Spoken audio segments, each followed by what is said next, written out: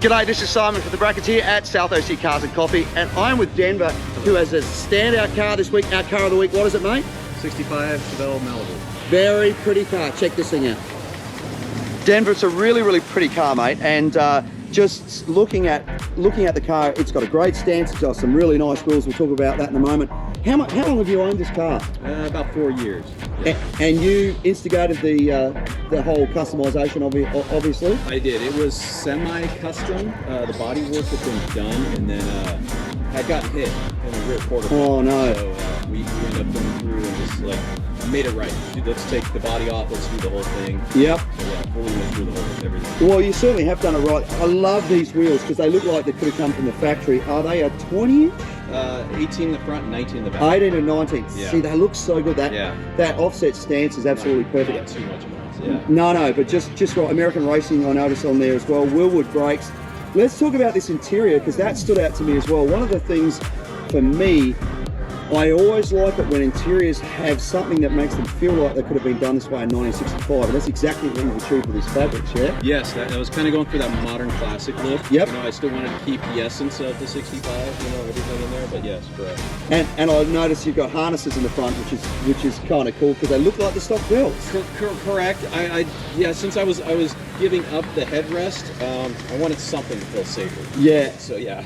Absolutely. And an iPad sitting in there, integrated into the console. Yeah. What are you controlling with the iPad? It controls the exhaust. The exhaust has cutouts in it. They're Varex mufflers. So you can control that. You can control the go to digital gauges and everything from there as well.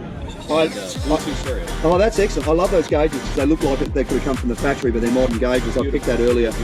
Love the wood rim steering wheel as well. That is so tastefully done in there. Even the fact that you've used those speaker grills that you've painted the colour of the rear shell looks really, really cool. I love a 60. Well, aside from the fact that 65 is a very good year because that's what I am personally. But the back of these things, they're just so clean and simplistic, and it just looks so purpose-built. It is, yeah. I love the fact that it's just the right amount of trim features that they offer. Yeah, exactly. Hey, let's pop the hood because there's something I picked earlier, which is down here. You'll notice it says 6.2. So it doesn't have a badge that says, well, I guess it could have had anything from 350 to whatever in it in the day. So this thing is an LS engine. I picked this when I was walking past it before. This is LS3. Correct. And the reason it doesn't look like an LS3 is because it has that air cleaner sitting on top, rather than most of you know with an LS engine, you've got that typical composite air intake and you've got a pipe coming out the front with the throttle body.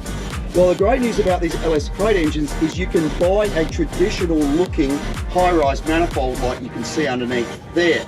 Now, the only telltale sign for me is the fact that there are those Holley fuel rails sitting either side going to the injectors, but up underneath there, it's actually just a throttle body. It is. That's running the air into it. Yeah. Now, the other thing that's really cool about this is LS engines have coils that sit above, typically bolted to the top of the valve covers.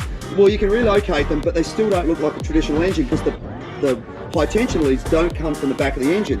Tell us what you've done back here, because I think that's one of the neatest integrations I've ever seen of making an LS look like an old school engine. It was a last minute little decision on there, and it's a LS Classics, I believe, that make that, and saw it at SEMA a couple years ago, the last SEMA they had, 2019.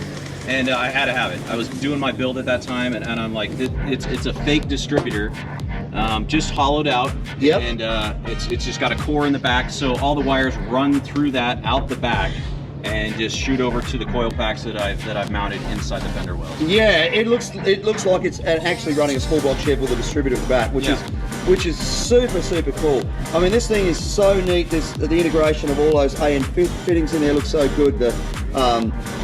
It's just, you could get in this thing and drive it across the country if you wanted to, I'm sure. Yeah. Well, Denver, as our car of the week winner, you get this Meguiar's complete kit, which features the polishing sponge cleaner, wax, scratch remover, car wash, glass cleaner, interior detailer, hot shine foam for your tyres. You can keep this magnificent 65 Chevelle with that wonderful LS transplant in there, looking as clean as it does today. Oh, I should have mentioned too, you came from out of state for the show as well. Yep, Bay Area. So you came all the way from the Bay, so not out of state, but kind of up in the Bay Area, trailered it down to bring it here. Well, thank you so much for bringing it out. I'm glad you go home with something for your efforts. Thank you. I appreciate this. This was a huge surprise, and I'm loving every bit of this down here. This is great. Excellent, mate. Well, you're welcome. Thanks for coming down, and congratulations. Thank you.